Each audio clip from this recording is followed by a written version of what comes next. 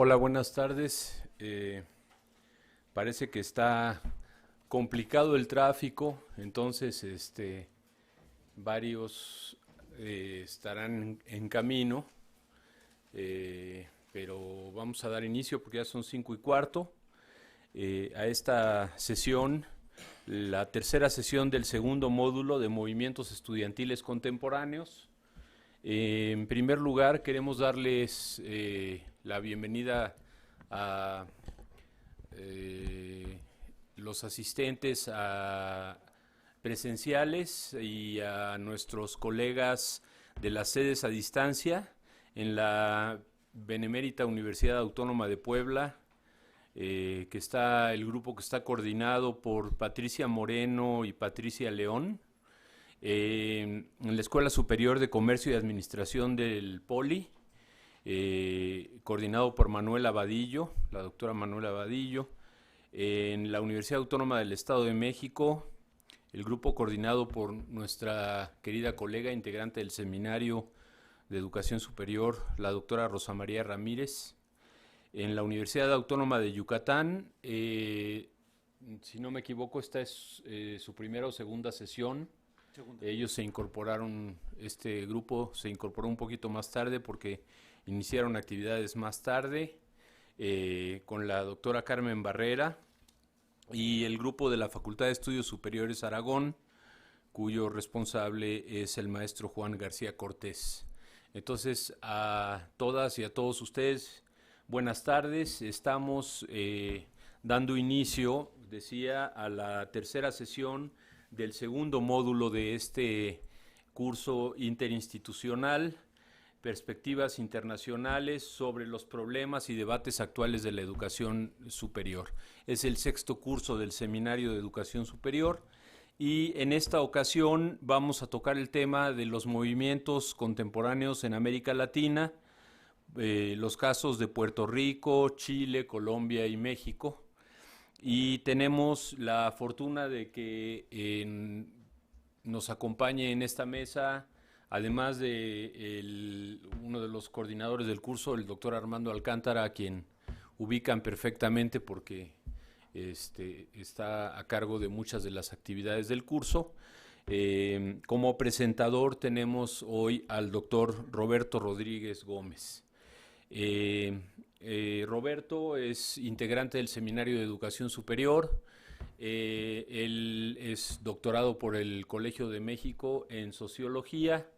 Es miembro del personal académico del Instituto de Investigaciones Sociales de la UNAM. En la actualidad,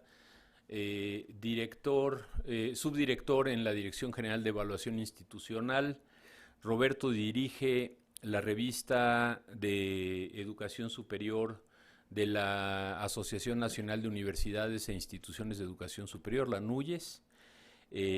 Ha publicado extensamente sobre muy diversos temas de políticas públicas en educación superior, desde trabajos que tienen que ver con el Colegio de Ciencias y Humanidades, con temas de género, participación de diferentes sexos, poblaciones de diferentes sexos en educación superior, análisis sobre la cobertura de la educación superior en estudios para la NUYES, una enorme diversidad de temas generalmente asociados a la educación superior, ¿no? Él es un especialista en sociología de la educación y podíamos señalar entre sus obras más recientes el artículo La Agenda del Camaleón, el capítulo La Agenda del Camaleón, publicado en un libro en Estados Unidos, la educación superior en la esfera pública, y el artículo del Ranking Times en la revista Perfiles Educativos. Además de todo esto, Roberto, a través de sus colaboraciones semanales en el suplemento Campus Milenio del periódico Milenio, ¿no? Eso no se lo echen en cara, participar en el periódico Milenio, no, no es responsable de la política editorial, ha hecho un seguimiento de los temas más acuciantes de la educación superior en México durante un lapso que creo que ya cumple 10 años, ¿no, Roberto?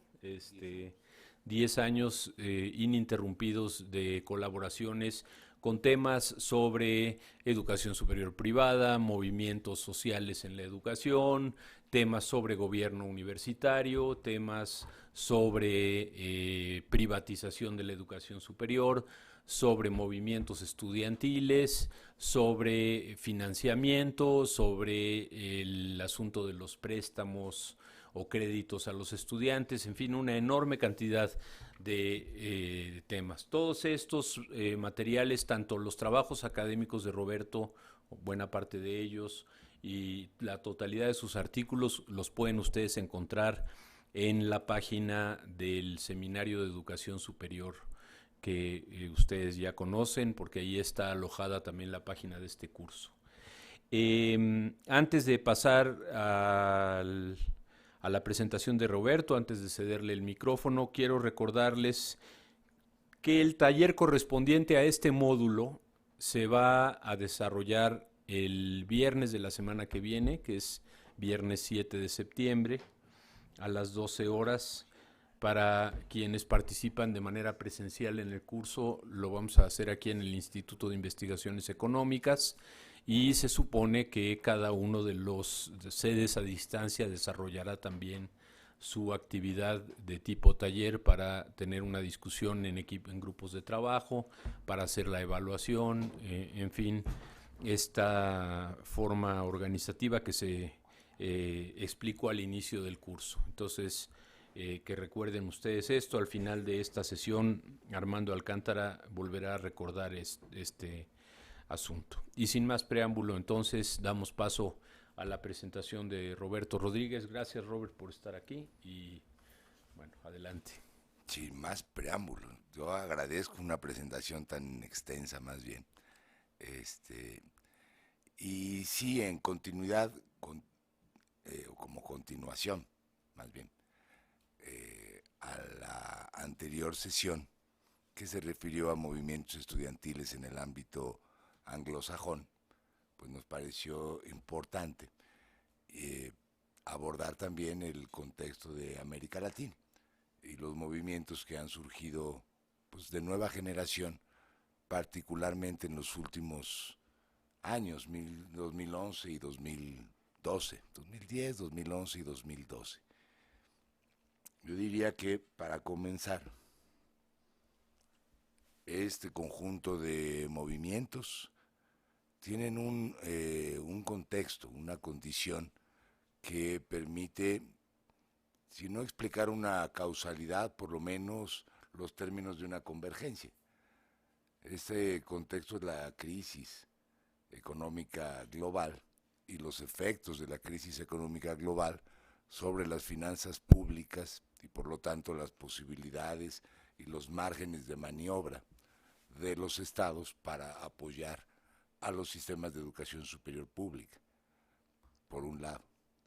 Y por otro, el impacto de la crisis en las economías familiares que hacen cada vez más difícil poder sostener a los estudios superiores de los jóvenes cuando estos no están debidamente subsidiados por el Estado. Yo creo que eso, digamos, da como los síntomas de una tormenta perfecta. Entonces no es casual, pues, que en lugares tan distantes como Francia, Inglaterra, Canadá, Estados Unidos, pero después en América Latina, en Colombia, en Puerto Rico, en Chile, los movimientos estudiantiles de estos años tengan justamente como rasgo coincidente esta protesta en contra de los fenómenos, procesos, formas, etcétera, que acompañan a la privatización o a los procesos privatizadores en el terreno de la educación superior.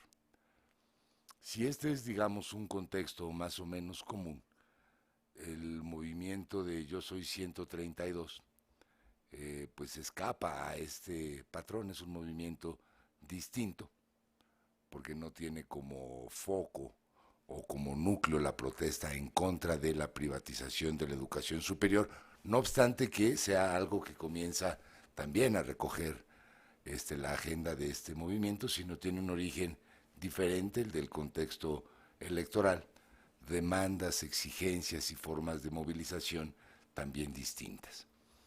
Entonces, les propongo que examinemos en esta presentación un caso con cierta profundidad, que es el caso de Chile, para verlo en todos sus rasgos, detalles y, si se puede, vericuetos, y con menor grado de profundidad, y si nos alcanza el tiempo, también los casos restantes. Pero el propósito de la presentación es ver con acento el caso chileno, referirnos también a los otros movimientos, pero ustedes en la bibliografía y en los videos, ¿ya vieron los videos, por cierto? Bueno, en los videos pues tienen manera de completar, me parece, la presentación que ahora hagamos, y también en la sección de preguntas, respuestas y comentarios. El caso de el movimiento estudiantil en Chile, que es, por cierto, una de sus características es que continúa, está en plena efervescencia, se pueden seguir todavía pues casi diariamente las noticias que aparecen y que dan la vuelta al mundo al respecto, noticias no muy alentadoras, por cierto. Se arraiga en una larga tradición de movilización universitaria, no es un movimiento que aparezca de la nada, tiene raíces más o menos profundas en las maneras de organización y movilización de los estudiantes universitarios en ese país, y tiene también antecedentes que por lo menos para esta última generación puede uno ubicar, por lo menos desde digamos, las protestas de los estudiantes del ciclo de bachillerato, lo que se llamó el pingüinazo, o el movimiento de los estudiantes del secundario, los pingüinos, así les dicen, que se remontan al año 2005 y 2006. No vamos a referir a este antecedente en particular. Pero aunque sea de manera sumaria, pues habría también que tener en cuenta como antecedentes importantes de las transformaciones que ha tenido el sistema universitario en Chile. En primer lugar, la reforma universitaria de 1967 y 1968, pues es de alguna forma el contexto también de efervescencia del año 68, que para las universidades en Chile, entonces eran unas cuantas las universidades públicas chilenas, una universidad gigantesca, la Universidad de Chile en los 60, con presencia en todo el territorio nacional, en donde la movilización de los estudiantes y el clima de reformas de la época da lugar a una modificación muy importante en las formas de gobierno, posibilitando por primera vez la participación en el gobierno universitario, la participación como corporación del gremio estudiantil a través de los consejos universitarios. Eso como un rasgo sobresaliente, pero no el único. Hay también una reforma académica de gran profundidad que pone, digamos, al día o moderniza, pues, a la gestión académica universitaria. Los sistemas de créditos, la semestralidad y muchas otras transformaciones. Se habla de la reforma universitaria del 68 como la reforma universitaria en ese país. Del 68 al 73, digamos en el marco del corrimiento hacia la izquierda, si se quiere llamar así, el movimiento de la Unidad Popular, la presidencia de Salvador Allende, hace que las universidades asuman también funciones renovadas de responsabilidad social, pues hacia el extensionismo, la vinculación con causas populares, etc. Y en esas andaban cuando el golpe de Estado de 1973, el de Augusto Pinochet, pues rompió la tendencia que se venía desarrollando. La tendencia que se venía desarrollando de una universidad pública fuerte, renovada, moderna, de gran alcance, etcétera, eso se interrumpe, pues diría yo, brutalmente con el golpe de Estado. Las universidades, las públicas son, y los colegios universitarios y tecnológicos públicos son intervenidos. Intervenidos quiere decir que el régimen militar coloca como rectores a cuadros del ejército, por ejemplo. Hay persecución de profesores y académicos, muchos son exiliados, pues otros son desaparecidos, lo mismo de estudiantes. Las carreras de ciencias sociales prácticamente se extinguen y si no, se modifican en su orientación, en sus planes de estudio, en el currículum, etcétera, y queda muy poco de los propósitos, objetivos, etcétera, de la reforma del 68. Si bien no alcanzan, digamos, a aniquilar la institución universitaria como tal, pues es una transformación negativa muy importante. Se pierde la tendencia de crecimiento que se venía desarrollando y por supuesto se pierde también la tendencia de responsabilidad social universitaria que se venía desarrollando. En el año 81, todavía en pleno régimen de Pinochet y con un régimen pinochetista fuerte y firme a esas alturas, se lleva a cabo una reforma también de gran alcance o de gran importancia, una transformación más que una reforma del sistema universitario chileno. La Universidad de Chile, que tenía esta distribución o cobertura nacional, así como la Universidad Técnica del Estado, si quieren el equivalente al Instituto Politécnico Nacional, más o menos, ¿no? Pierden a sus sedes, digamos, provinciales, ¿no? Las pierden porque los centros o colegios de las provincias obtienen una suerte de autonomía o independencia y con unas combinaciones medio raras entre sedes que eran de la Universidad de Chile y sedes que eran de la Universidad Técnica, la fusión de estas dos da lugar a una entidad nueva. En el esquema que viene por aquí, se puede ver así, de manera panorámica, cómo se llevó a cabo ese proceso de descentralización, decían entonces, o de fragmentación, se puede también decir, del conglomerado universitario prevaleciente hasta el año 81.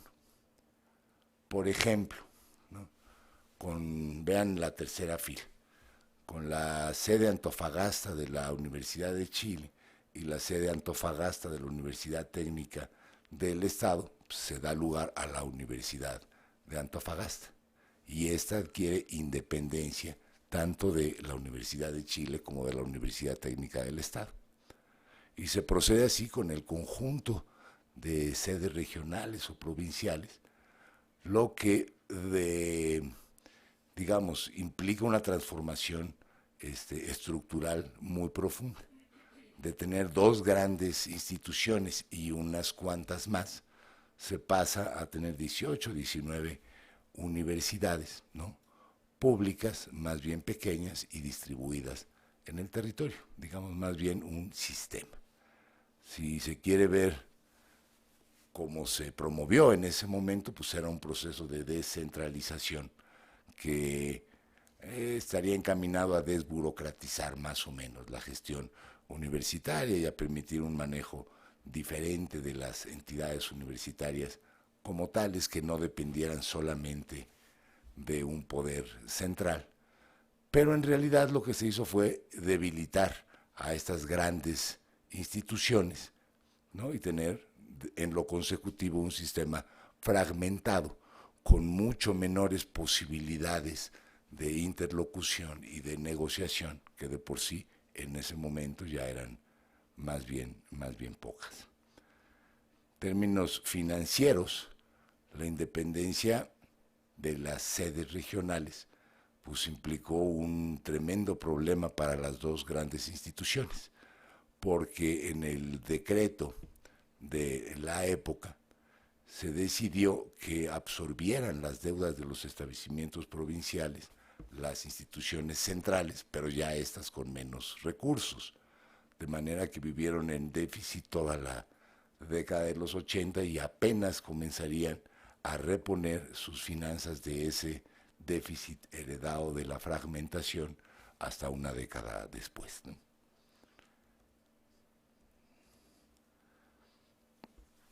Segundo asunto importante de la reforma del 81 fue un principio de diversificación del subsidio público. El subsidio público hasta entonces se otorgaba como se otorga en México, pues un monto destinado a la institución, un subsidio fiscal, y esta desde, digamos, su autonomía, pues se dedicaba a distribuirlo en sus planes, proyectos y programas, un monto único. Pero se crean a partir de la ley del 81, de la transformación del 81, dos vías de subsidio diferenciales. Una, el AFD o aporte fiscal directo, que es presupuesto directo o subsidio a la institución como tal, para su gasto operativo, ¿no? La otra es el aporte fiscal indirecto, y esta fue la primera vez que se experimentó en nuestro contexto, algo que después sería una regla generalizada, ¿no? Es decir, el contar con recursos por vías concursables, por ejemplo, ¿no?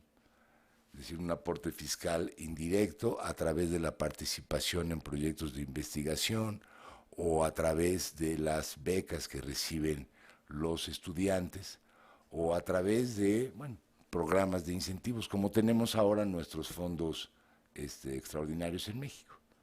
Pero ahí se experimenta por primera vez esta doble vertiente, ¿no? La del aporte fiscal directo y la del aporte fiscal indirecto. Un tercer punto de importancia en la transformación del 81 fue el control legal de los títulos universitarios. Este es un punto sutil porque no estamos acostumbrados a esa normativa, es muy distinta de la que existe en nuestro país, en que hay la distinción entre el grado de licenciatura que otorga la universidad y el título profesional como tal que reconoce el Estado. En su origen, en el 81, ahora se ha transformado, ha crecido, pues se reconocían únicamente 12 títulos universitarios, ¿no? Exclusivamente. Esos eran los que reconocía el Estado, de manera que las licenciaturas iban hacia esas titulaciones, pero hay esa distinción. Aquí ustedes saben, es automático, uno obtiene la licenciatura y, entre comillas, porque hay que hacer un trámite, pues automáticamente la Secretaría de Educación Pública otorga un título idéntico a al grado de licenciatura y no hay que revalidar ninguna cosa, simplemente hay que hacer el trámite ante profesiones y sale uno con su cédula profesional, ¿no? Acá implicó más bien un asunto de control de parte del Estado de los títulos otorgados, lo que significó en ese momento pues también una especie de acotamiento o quita de un privilegio autonómico reconocido hasta ese momento. Bueno, y la implantación de todo tipo a partir de entonces de sistemas de estímulo y de pago por mérito, ¿no? Por productividad, etc. Después, a partir de 1988, se quita una especie como de veto que tenía la presidencia militar sobre las universidades privadas, sobre la participación del sector privado en el mundo universitario, ¿no? Estaba muy limitada y acotada la posibilidad de establecer universidades privadas, pero a partir del 87-88 se realiza una apertura, muy parecida a la que ocurrió en México en el periodo del presidente Zedillo, ¿no? Es decir, bueno, se permite a partir de entonces que casi cualquier tipo de establecimiento pudiera operar como una universidad privada, al principio sin regulación y después va a haber bastantes regulaciones al respecto en Chile, ¿no? Pero se abre, digamos, al mercado de la participación privada la opción de los estudios superiores. Y ocurre lo que se pueden suponer que ocurre, ¿no? Se llena de pequeñas universidades privadas. Existía un sistema privado muy importante, el de las universidades católicas, por ejemplo, bueno, con una larga tradición y con niveles de calidad competitivos, por lo menos, con las universidades públicas existentes. Como también era aquí el caso, recuerda, ¿no? Pues que si la Universidad Iberoamericana o la Anáhuac, etcétera. Y en Chile les ocurre también el fenómeno que aquí conocemos de las universidades Patito, más o menos hacia esas fechas, más bien por una especie de desregulación que de otro tipo de incentivos, pero pronto habrá incentivos también para la inversión privada, de dos tipos, incentivos de tipo fiscal, ¿no? Es decir, que no paguen el mismo tipo y el mismo monto de impuestos, ¿no? Las que son sin fines de lucro o que se registran como sin fines de lucro, que pagan otro tipo de establecimientos comerciales, ¿no? Y muy importante, algo que prácticamente solo ocurre en Chile, dentro del contexto latinoamericano, que las universidades privadas pueden participar de algunos de los fondos de aportación fiscal indirecta, es decir, tener recursos públicos para operar, ¿no? Por ejemplo, participar en los concursos de proyectos de investigación o también recibir a estudiantes que obtienen, digamos, créditos universitarios. Hay pues una apertura al sector privado, lo que va a dar lugar a la postre a un fenómeno de privatización. Pongo entre comillas privatización porque hay mucho que discutir al respecto, pero simplemente para establecer la proporción de la matrícula privada en el sistema. En el año 2000 se rompe la cota o la cuota o la barrera del 70% de la matrícula en instituciones privadas, universitarias o tecnológicas y más o menos se conserva esa proporción, que es, por decirlo, la inversa a la que tenemos en México. En México el 70% es público, el 30% privado. En Chile, en esos términos ocurre lo contrario, ¿no? Aparte, el último día del gobierno de Pinochet, el último día casi que unas horas antes de dejar su cargo, pues, se aprueba la ley orgánica constitucional de educación, la LOCE, que trae una serie de nuevas normativas para el sistema educativo en su conjunto, ¿no? Pero para el superior trae varias implicaciones importantes. Una es que se genera el sistema de acreditación de instituciones, lo que pone una limitación a las universidades privadas que estaban operando, pero una nueva obligación o responsabilidad para las públicas. Es de los primeros sistemas de acreditación, exceptuando el estadounidense, que ya saben, tiene una tradición muy grande, muy larga en el tiempo, pero de los primeros que se implantan en América Latina. Y para la educación de bachillerato, ¿no?, la media superior o educación secundaria según la nomenclatura en Chile, digamos, el principio de municipalización en la gestión de los establecimientos y en la distribución del presupuesto. Este asunto de la municipalización, parecido a lo que aquí llamamos la federalización de la educación, va a tener consecuencias muy importantes para los movimientos de estudiantes. Tomen esto como antecedentes o contexto.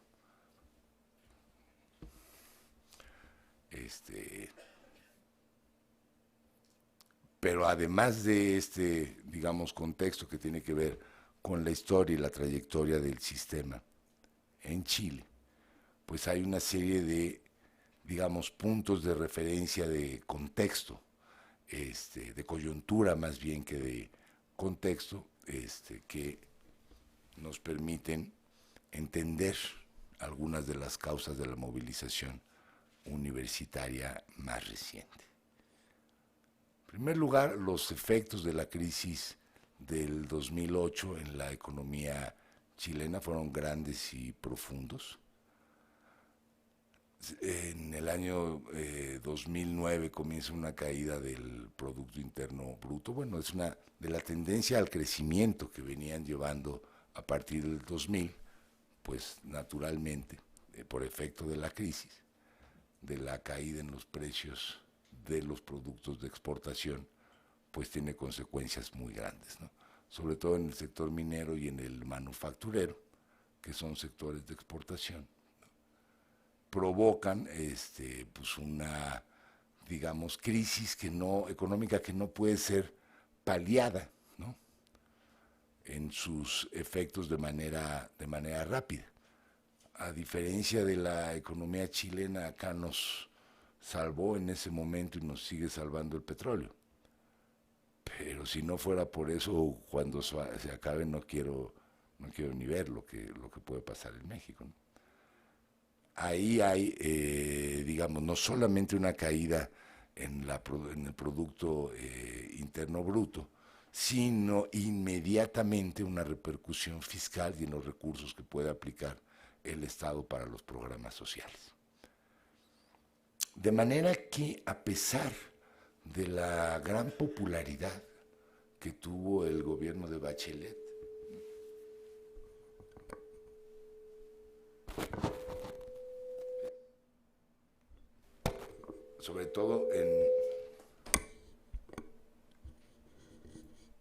sobre todo al final de su mandato, termina el periodo de Bachelet con enorme popularidad.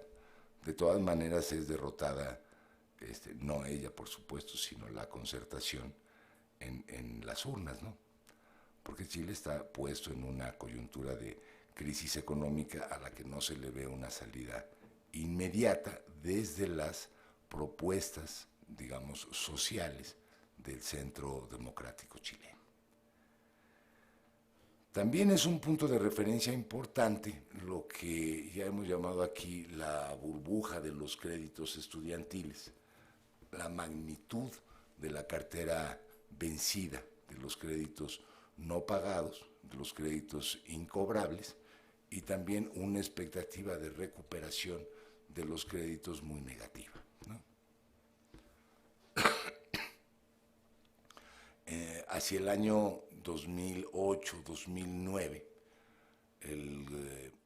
la Asociación de Rectores, ¿no?, viene realizando un conjunto de propuestas desde las universidades públicas, pero también desde las privadas reunidas en el Consejo de Rectores, ¿no?, de universidades chilenas, para la transformación, una suerte de diagnóstico de problemática y propuestas, ¿no? Vienen haciendo una especie de lobby para impulsar la transformación de las instituciones universitarias. Es otro punto importante en el contexto y va a jugar un papel. Los movimientos estudiantiles previos, en particular,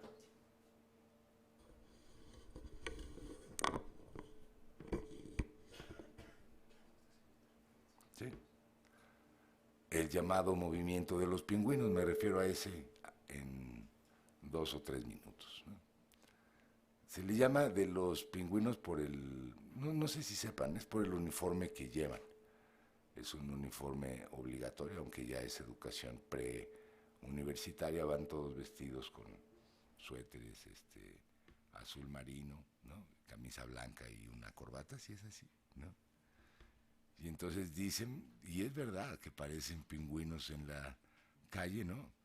Es que imagínense, miles reunidos en el Transmilenio, por ejemplo, ¿no?, todos uniformados, pues son los pingüinos. En el 2006 hay una movilización muy importante, y casi inédita en los anales de los movimientos estudiantiles latinoamericanos, porque lo que están reclamando los estudiantes de bachillerato en ese momento son cambios en las reglas de juego que les permitan acceder a las instituciones universitarias.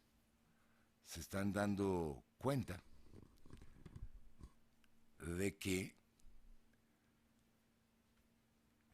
los estudiantes que provienen de los colegios, de los liceos, etcétera, municipales, tienen menores posibilidades y condiciones de ingresar a las grandes universidades públicas.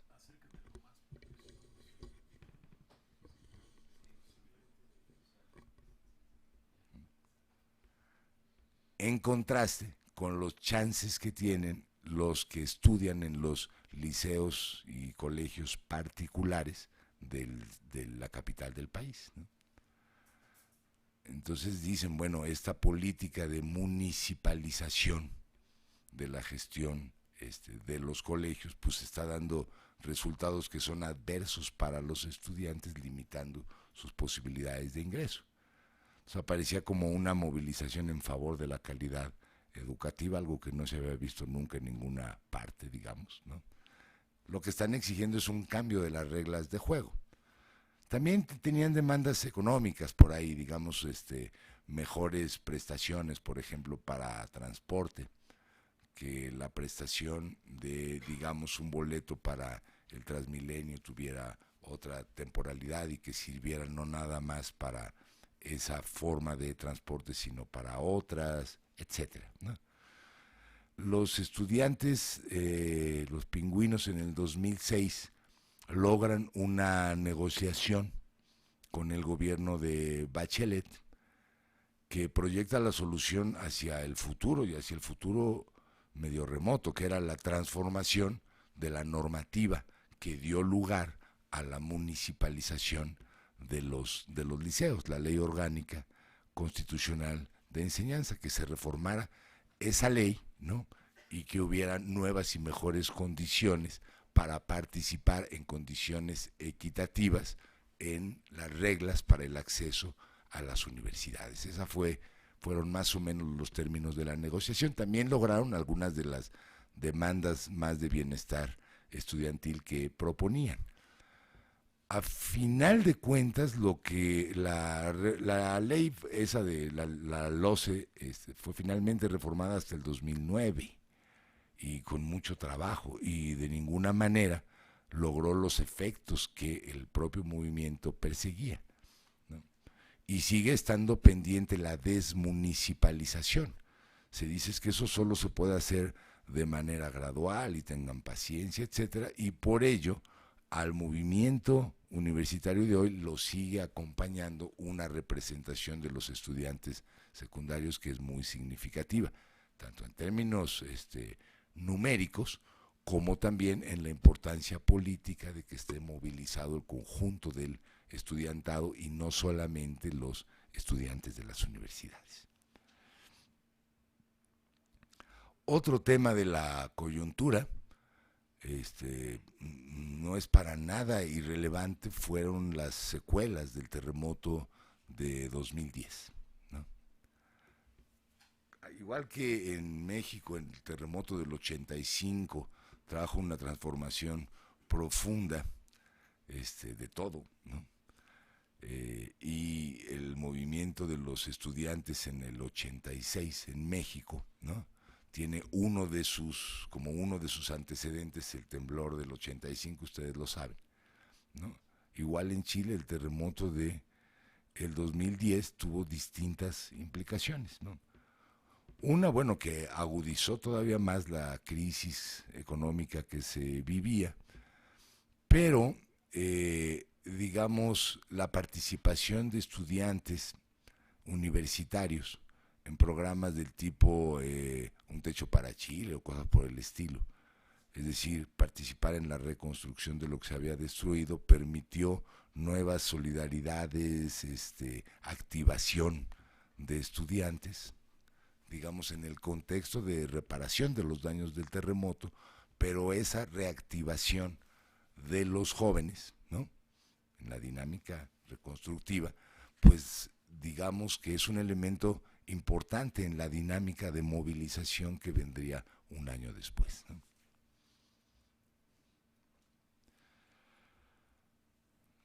Esto muy rápidamente de cómo está organizado el ultracomplejo, ¿no?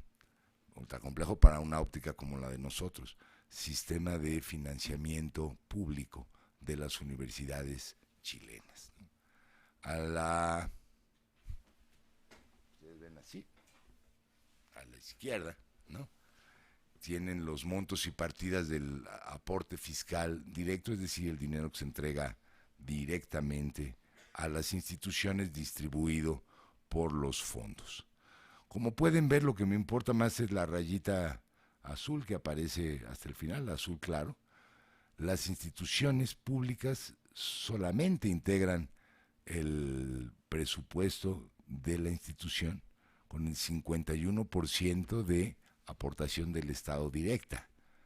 Piensen que en México es muy arriba del 90%. En una institución como la UNAM, pues es el 97%, más o menos, ¿no? Lo que representa la aportación fiscal directa, su equivalente al presupuesto de la institución, ¿no? El recibir 50% por la vía directa es muy poco, es decir, tienen que buscar las públicas, el 49 o el 48% restante, más o menos como pueden, y ese como pueden es a través de las aportaciones fiscales indirectas. Por ejemplo, los bonos que reciben los estudiantes que obtienen mejores puntuaciones en el examen de admisión general, la PSU, la prueba única para ingreso. No sé exactamente qué significa la sigla, o las becas para los estudiantes de menores ingresos que se inscriben en universidades propias del Consejo de Rectores de universidades chilenas, o los préstamos del Fondo Solidario que se entregan a universidades, préstamos con intereses, préstamo, ¿no? O los préstamos con aval del Estado, es decir, hay dinero que se entrega a los estudiantes a través de distintas formas, y estos, al inscribirse a las instituciones públicas o privadas y pagar las cuotas de arancel, las cuotas y colegiaturas que imponen las instituciones, pues indirectamente aportan al presupuesto de la institución.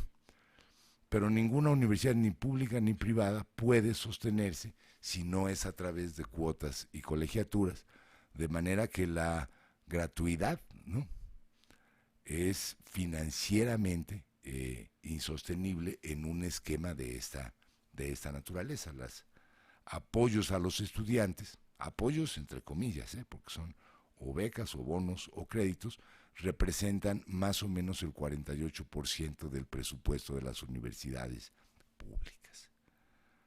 Fíjense, una comparación puede ser útil para entender qué significa esto. Una universidad mexicana como la Autónoma de San Luis Potosí, puse esa porque es de las que cobran colegiaturas caras, ¿no?,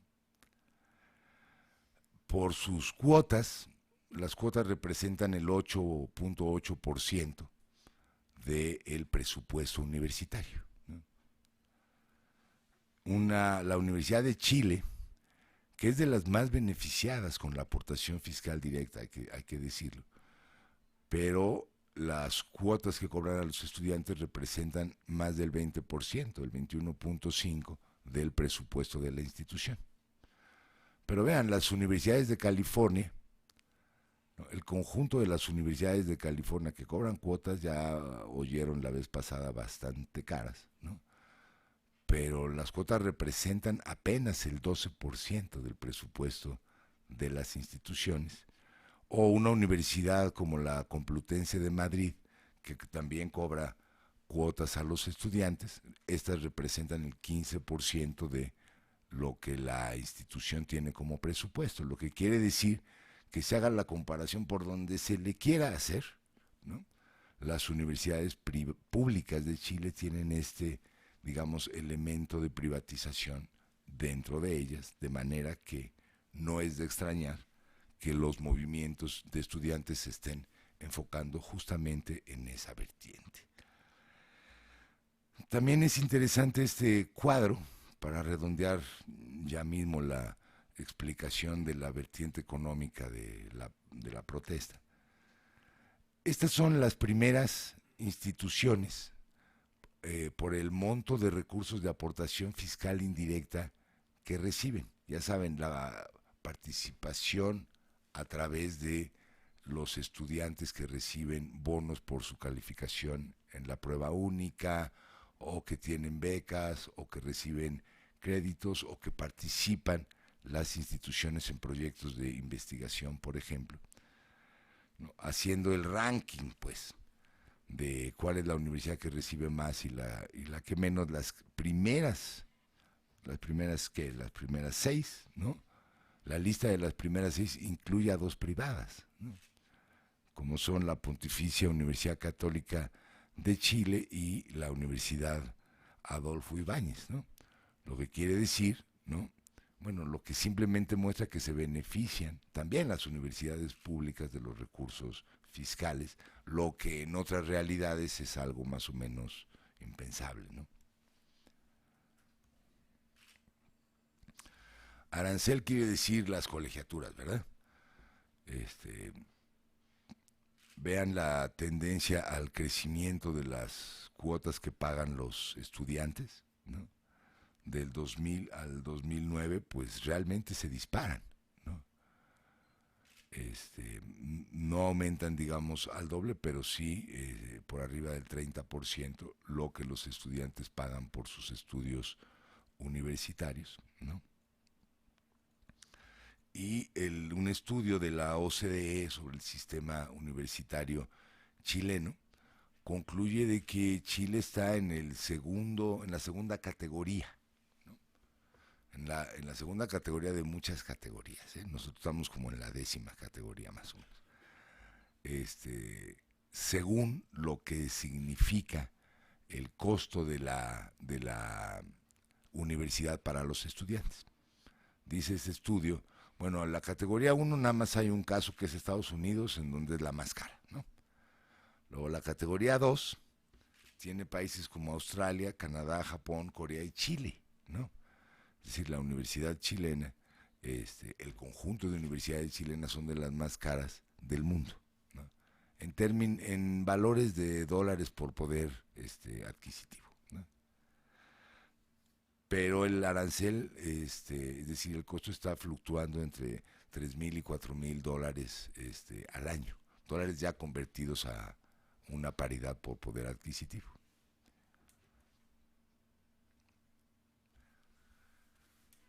Bueno, en el 2009, ¿no? Todavía previo al estallido del movimiento, este Consejo de Rectores, que congrega a las universidades públicas y a las privadas de más tradición, llevó a cabo un conjunto de propuestas, ¿no? Para transformar, digamos, el sistema. Propuestas que incluían, bueno, la renovación del currículum y del sistema de ciencia y tecnología, la internacionalización, crear una subsecretaría para educación superior, ciencia y tecnología, hacer acreditación obligatoria, ampliar muchísimo el esquema de becas para los estudiantes de menores ingresos, hasta llegar por lo menos al 60% de la población matriculada, la de menores recursos, etc. Es decir, son los últimos 2 puntos lo que tiene que ver con ello, que se otorguen becas directas a los estudiantes de quintiles 1 a 3. Quintiles 1 a 3 es al 60%, ¿verdad? De los estudiantes de menores ingresos. Al siguiente quintil, es decir, al cuarto quintil, que se le garanticen créditos para el pago de las colegiaturas en condiciones preferenciales, de manera que nada más quedaría el último quintil que tendría que pagar por la educación de manera plana, ¿no? Esto más o menos ya lo dijimos. Y el que, bueno, ya lo dijimos, pero lo volvemos a decir. Pierde la Concertación en Chile. Bueno, hay un montón de partidos, pero hay dos polos, ¿no? Estos dos conglomerados de partidos que tradicionalmente, a partir de la reinstauración de la democracia, pues compiten por el poder. Uno es, digamos, el partido centrista, muy heredero de la configuración de partidos que había desde la Unidad Popular, salvo que el Partido Comunista no participa en el bloque de la Concertación, entonces es como de centro-izquierda o más bien de centro, ¿no? Está la Democracia Cristiana, los partidos centrodemocráticos, etcétera. Se le llama a ese bloque de centro la Concertación, y bueno, es el que tradicionalmente ha ganado las elecciones. Y después está el bloque de derecha.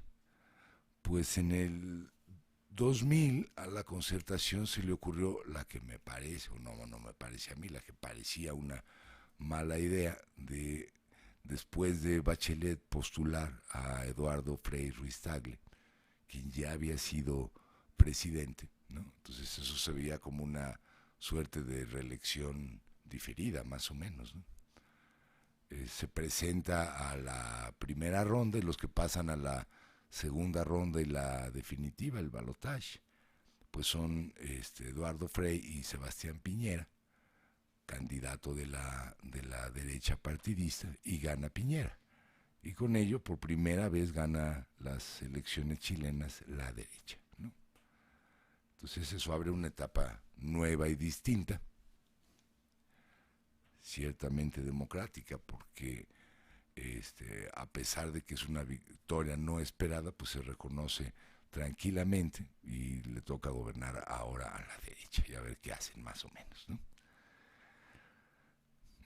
Bueno, el presidente Piñera pues recoge planteamientos de todo mundo, entre ellos de los rectores que habían venido haciendo su propio caminito para las propuestas de renovación del sistema, y en el segundo informe presidencial, el del 21 de mayo del 2011, ¿no?, hace una propuesta de transformación del sistema universitario, ¿no?, que incluye, bueno, esta idea que traían los rectores de generar una subsecretaría de educación superior, hacer un nuevo trato con las universidades estatales, modificar las reglas del aporte fiscal directo e indirecto, etcétera, etcétera, etcétera, etcétera, mejorar la formación de profesores, ¿no?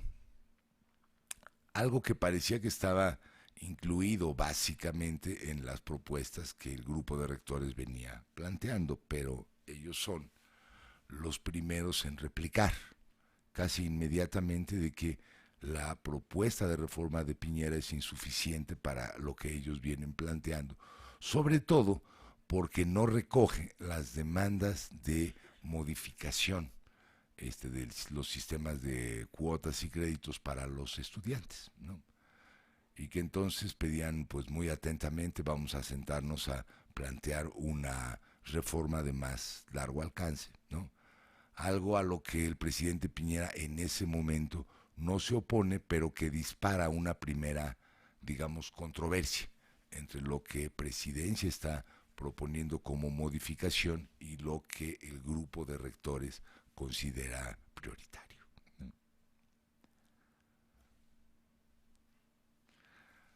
Hacia esas fechas empiezan a salir las primeras movilizaciones, ¿no? Y son las movilizaciones de junio del 2011, ¿no?, en que los estudiantes universitarios participan, pero como un actor más. Los que están saliendo a la vanguardia pues son el colegio de profesores y las asociaciones de estudiantes de secundaria, del bachillerato, que no ven reflejado en los nuevos planteamientos de Piñera pues la solución a lo que vienen pidiendo desde el 2006, que es la desmunicipalización, y el cambio de reglas para el ingreso a las universidades, ¿no? Pero esas movilizaciones, las de junio, crecen muy pronto hasta llegar a finales del mes de junio al paro ciudadano por la educación pública, una de las manifestaciones más grandes de ese año, manifestación pacífica, ¿no? En que salen a la calle los estudiantes del bachillerato, los universitarios, profesores, padres de familia, mineros, sale todo el mundo. Pero en paz y en más o menos calma y en orden, hacer una, digamos, demostración que lo que está proponiendo el presidente es limitado y que hay que ampliar la agenda, ¿no? Hay una contrarréplica el 5 de julio de la presidencia, ¿no? Para decir, bueno, tienen razón, ¿no? Tienen razón, sí entendemos el mensaje de que se estén movilizando, gracias por hacerlo de manera pacífica, y esto nos lleva a replantear y proponemos una cosa nueva, y es el famoso acuerdo GANE, ¿no? Que da un conjunto de nuevas propuestas que ya incluye las económicas o incluye propuestas económicas, ampliar el número de becas, ampliar el presupuesto general para educación, mejorar los sistemas de admisión, acreditación, información y fiscalización y crear una nueva institucionalidad universitaria. Se nos parece que con esta iniciativa damos respuesta a lo que vienen reclamando los estudiantes en la calle. Y le contestan, sí, cómo no. Y bueno, es esta especie de interlocución, un poquito de escaramuzas, ¿no? De lo que vuelves a proponer tampoco nos parece bien, ¿no?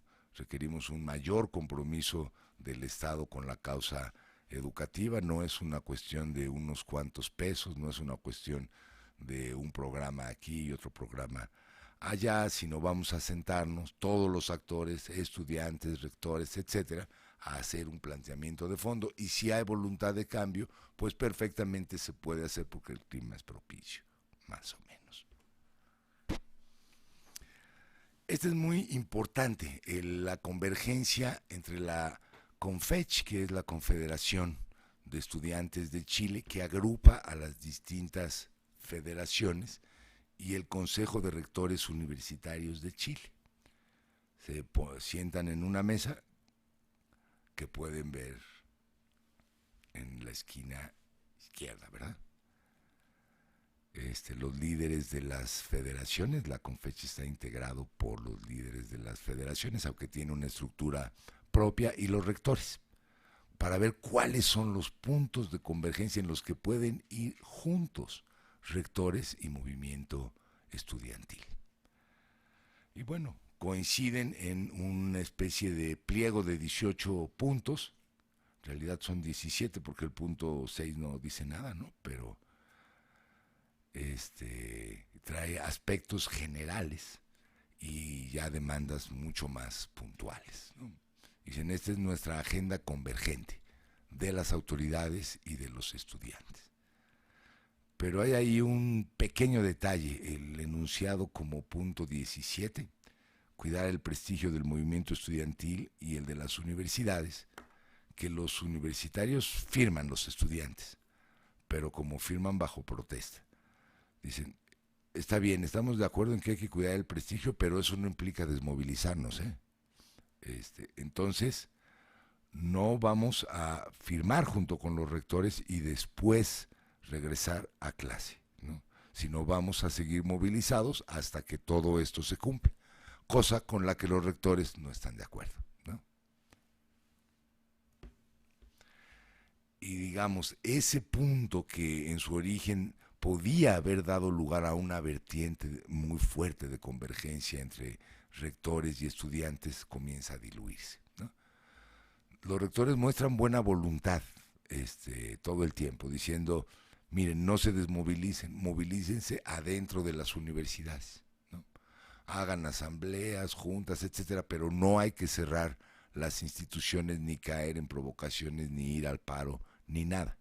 Hay que seguir discutiendo dentro del recinto universitario y vamos a seguir juntos. Los estudiantes dicen que van a estudiarlo y a discutirlo, pero al final la posible convergencia se acaba rompiendo.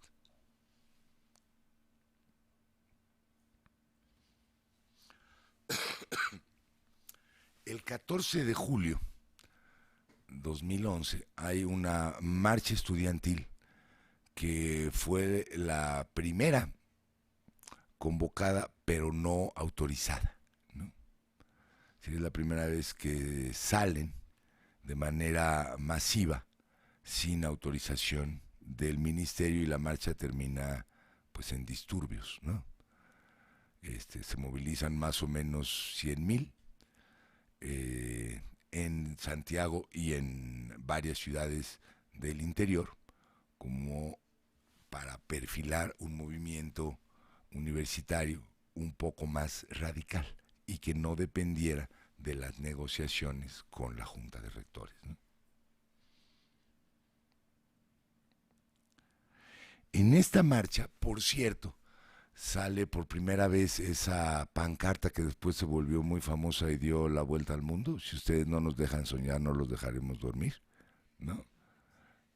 Que es buena, ¿no? Y que es el asunto de los cacerolazos nocturnos, por ejemplo, ¿no?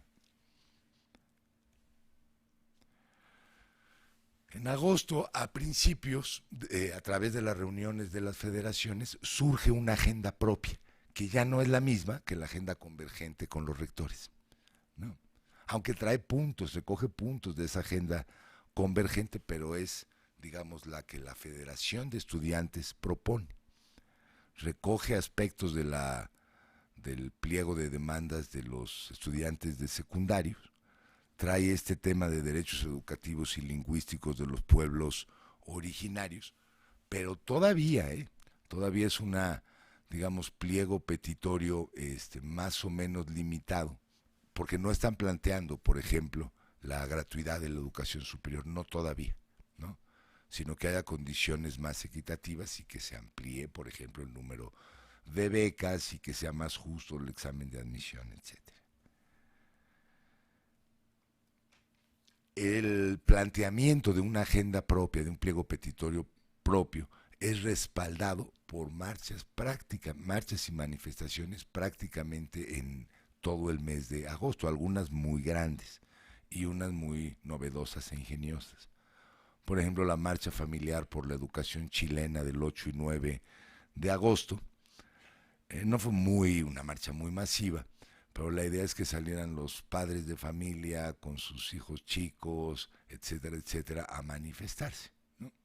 Y contra ellos pues no iría la policía, digamos, muy diferente de la demostración de hacía apenas 3 semanas, la del 14 de julio.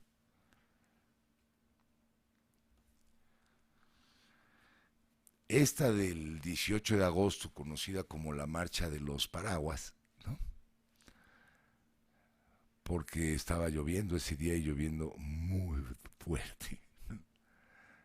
Entonces pues todo el mundo sacó su paraguas, pero fue una marcha masiva en la que hay una nueva articulación del movimiento con respecto al gremio magisterial, ¿no? No de profesores universitarios, sino de los de básica. A quien ven ahí en la imagen pues es el líder de los maestros de básica, está también Camila Vallejo y Giorgio Jackson, ¿no? Digamos ya como el liderazgo a partir de ese momento. La marcha de los remolinos, así se le llamó, la del 21 de agosto, no fue propiamente una marcha, fue en un parque, en el Parque O'Higgins, y fue más bien un festival, ¿no? Lo que abriría también a partir de ese momento la vertiente de los festivales, ¿no? Es decir, con grupos musicales, sobre todo de rock y tradicionales, ¿no? Ahí estuvo el Inti Gimani, el Quilapayún, etcétera, grupos de mucha tradición junto con pues el rock tradicional chileno. Duró todo el día, un concierto gratuito y fue un montón de gente. Se llamó la de los remolinos por los reguiletes, que allá se les dice remolinos, que eran como el símbolo de, ¿no? Y fue un domingo, ¿no?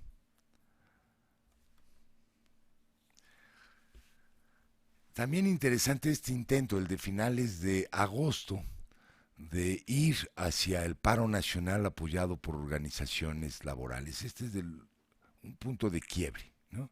Un punto de inflexión del movimiento chileno, porque la movilización que estaban llevando a cabo los estudiantes universitarios es apoyada por un conjunto de organizaciones sindicales.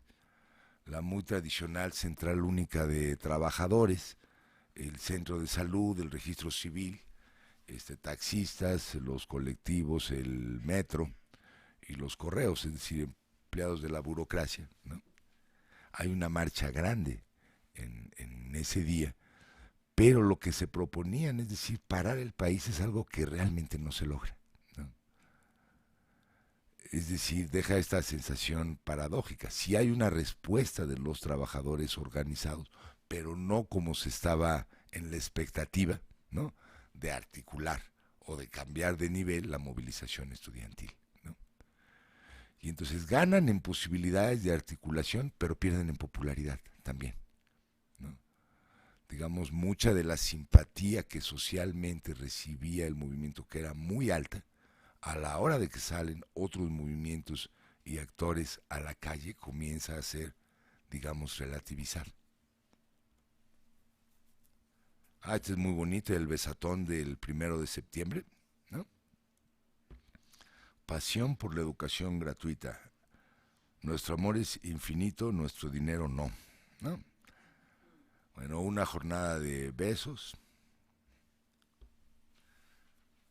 Y se llega pues a la primera reunión entre el presidente y los dirigentes.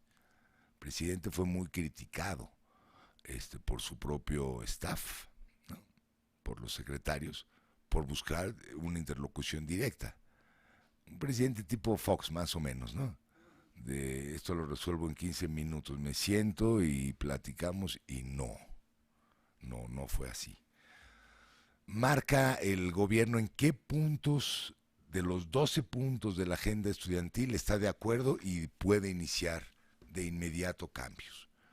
En cuáles hay un acuerdo parcial y se puede discutir, y en cuáles hay diferencias y por lo tanto no se puede negociar, ¿no? Pero el acuerdo final es instalar mesas de trabajos para poder ir hacer transitando una negociación. Entonces, bueno, vamos a poner una mesa de trabajo en donde veamos primero los puntos de financiamiento, después los aspectos académicos, ¿no?, los que tienen que ver con el gobierno universitario, y dejemos las diferencias hasta el final para que lo que vayamos acordando pueda tener un curso de implementación. Los estudiantes están de acuerdo con ese método y también son criticados por pactar con el gobierno, por supuesto. Esa fue la propuesta de cronograma. A final de cuentas, nada de eso va a proceder como tal, ¿no? Pero se publica la propuesta de cronograma y daba la impresión de que ya había un camino de salida. Previo a la realización de estas mesas, hay esta reunión de la CONFECH, de la Confederación de Estudiantes de Chile, en Talca, y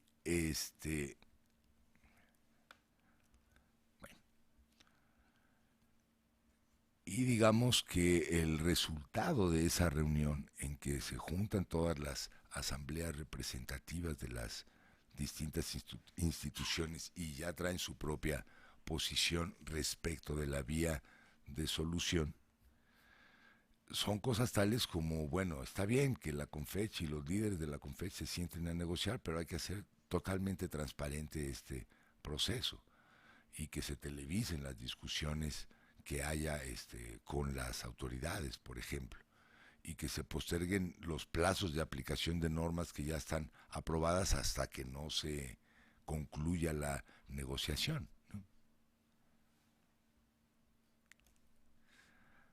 La CONFECH, además, a partir de la reunión de Talca, ¿no? Pues genera un documento, es un documento largo, de propuestas en donde ya va, digamos, si no radicalizando, sí puntualizando de manera mucho más clara y articulada qué es lo que están proponiendo y a qué se están oponiendo. Llega a la reunión, a la segunda reunión con las autoridades, lo que están viendo ahí es el patio del Ministerio de Educación, con un documento de garantías, lo que los estudiantes piden previo a la realización de las mesas de diálogo. Como decir, se nos había olvidado, pero antes de que empiecen las mesas, el Estado debe garantizar estos 4 puntos. Primero, frenar los proyectos de ley. Segundo, transmitir las mesas por televisión. Luego, postergar el plazo límite para el cierre del primer semestre. Y luego, no entregar recursos a las universidades con fines de lucro. Si eso garantiza el Estado, nos sentamos a platicar. Y el gobierno responde a esas 4 exigencias, que cada universidad decida la recalendarización, ¿no? La que quiera ampliar, amplía, la que no, pues son autónomas, ¿no? Que el freno a los proyectos de ley es factible si la negociación avanza, si no, quitan el freno, ¿no? Que la transmisión de las mesas por TV, pues la televisión no está en manos del Estado, no pueden hacer nada, pero que las partes puedan levantar actas de sesiones y difundirlas, o puedan difundir cómo va progresando las sesiones por vía Twitter o lo que sea, pero no va a haber televisión. Y que no se van a entregar recursos a las universidades con fines de lucros. Hacen una contrapropuesta que no compra la de los estudiantes, la de las garantías tal cual, pero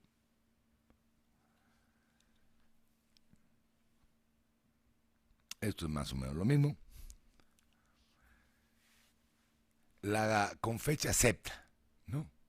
Como tal. Está bien, vamos bajo esas condiciones a iniciar las mesas de diálogo, ya con las garantías que ofrece el gobierno, pero también si no tienen inconveniente, vamos a meter 2 puntos previos más, ¿no? Antes de empezar. Que se transparente la ley de presupuesto 2012. No, están en septiembre. La ley se vuelve pública hacia noviembre, más o menos, igual que aquí. Pero allá hay una iniciativa que tiene el gobierno para el presupuesto.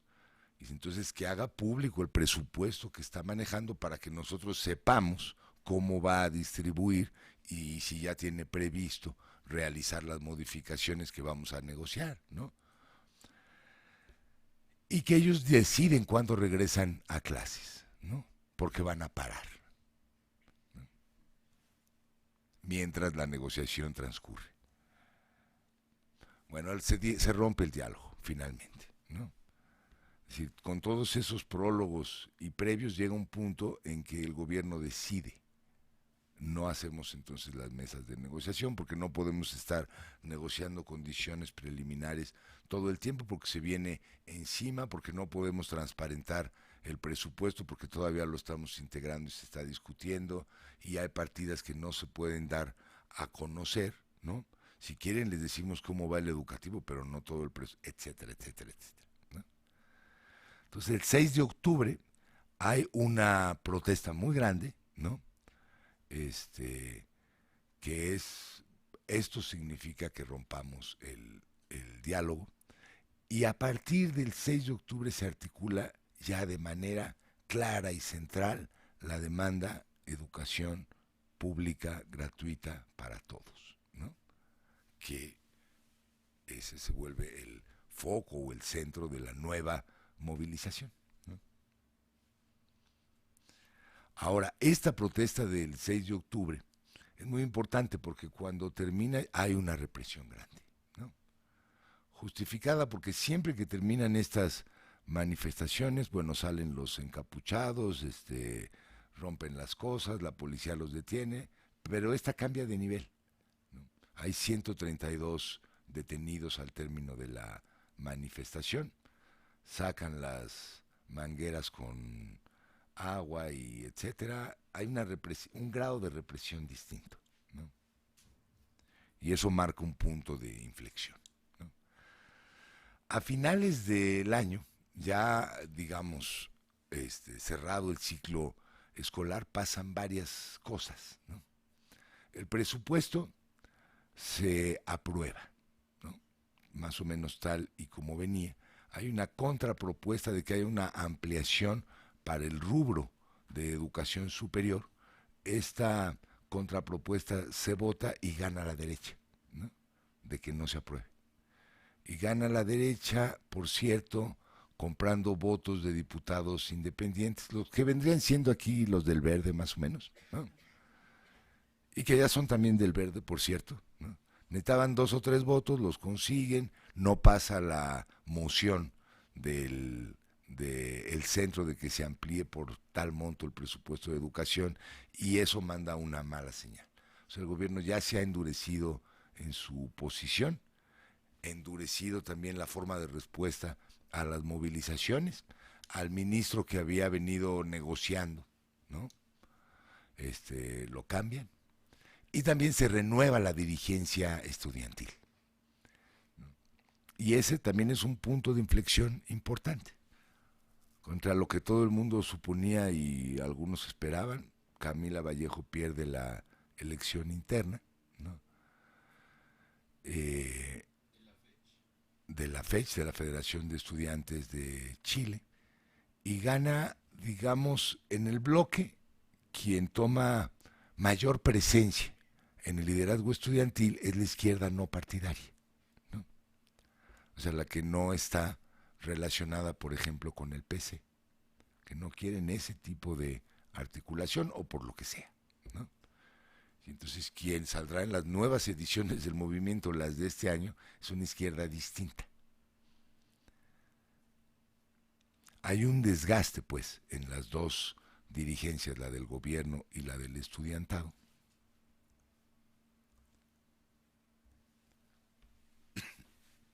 que va a dar como resultado una especie de movimiento con pocas posibilidades de negociación, que es lo que estamos viendo ahorita, ¿no? En estos últimos tiempos. Sí hay, y durante todo el proceso, la búsqueda, por ejemplo, de un diálogo de los estudiantes con el otro actor político, que es el Congreso. En varias ocasiones se han reunido con senadores, ¿no? Por ejemplo, para apoyar, digamos, o por lo menos para legitimar las demandas y los puntos de vista de los estudiantes. De manera unilateral, el gobierno en este año ha lanzado 2 propuestas nuevas, ¿no? Relativamente nuevas, que eran demandas de los estudiantes. Una, muy importante, quitar a los bancos como el intermediario financiero para los créditos, ¿no? Así que ya no sea la banca comercial, o sea, el Banco Santander, ¿no?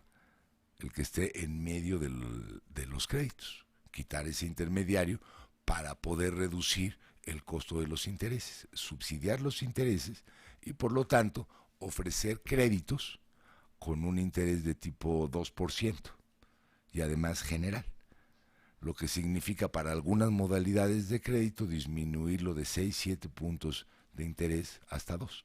Eso está en discusión en el Congreso, ¿no? ¿Qué dicen los estudiantes? Ni se molesten, nosotros lo que queremos y lo que vamos a lograr es educación gratuita para todos. Sí, está muy lejos, pues, los términos de la discusión.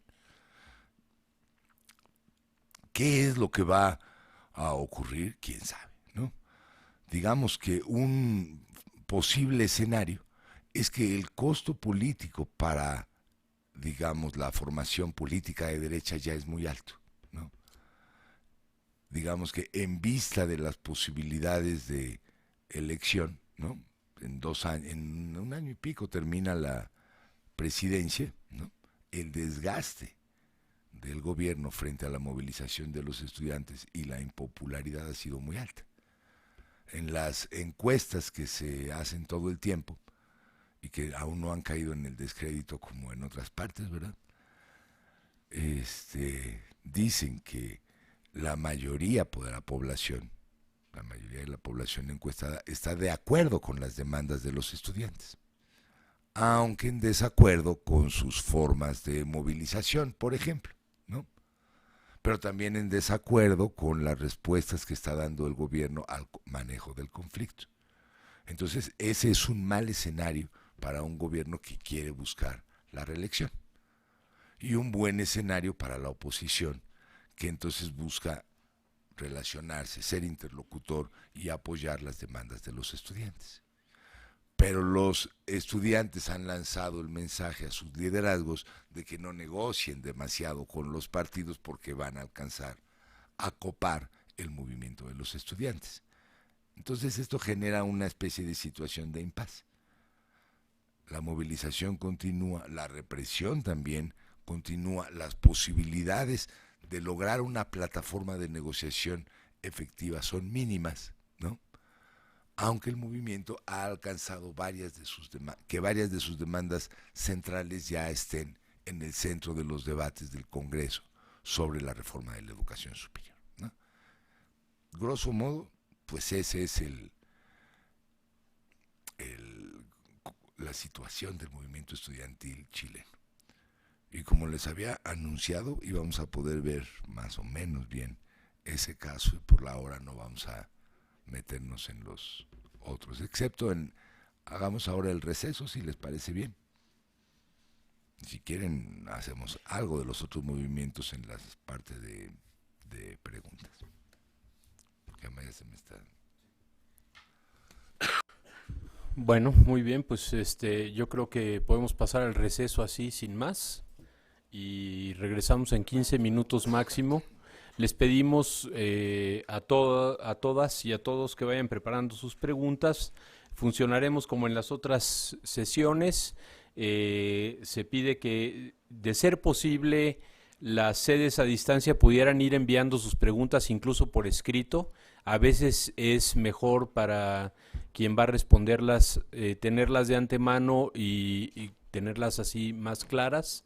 Si no es posible hacer esto, entonces daremos paso a que hagan las preguntas de manera directa y luego se harán las preguntas aquí en la sala.